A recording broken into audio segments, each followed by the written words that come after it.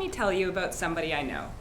She's a single mother of 2 sons, but she didn't have to raise her kids alone because she lives with her extended family.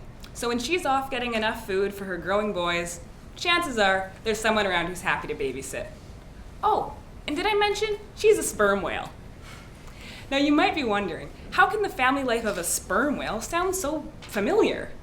Well, it turns out our 2 species have more in common than you might guess.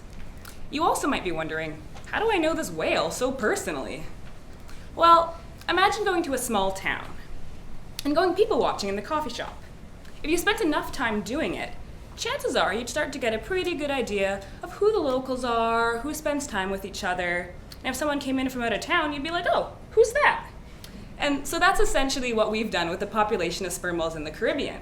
We've spent thousands of hours in their neighborhood over the past 10 years, looking at who's there and who spends time with each other. But that doesn't mean that we know what the relationship between any pair of whales is. Going back to the coffee shop example, if I wanted to know whether the 2 women who always get a table together are sisters or friends, I could just ask them. But a sperm whale's not about to answer that question for me. So that's where my thesis comes in.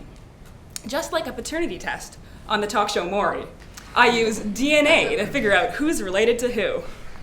And so now I can tell you that yes, these whales really do have close-knit families that spend all of their time together, but they also have family friends. Certain pairs of families get together on a regular basis, even though they're not closely related. They even babysit for each other, because for some reason, they trust each other and they get along well. And then other pairs of families in the neighborhood really don't spend any time together at all.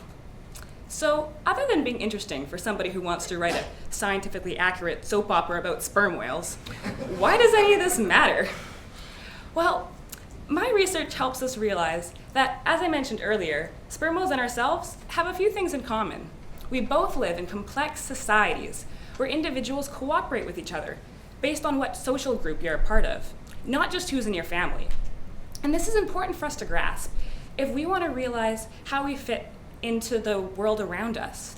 At first glance, a sperm whale seems absolutely alien. It couldn't look less like us and spends the majority of its life roaming the depths of the sea, a place that is truly otherworldly.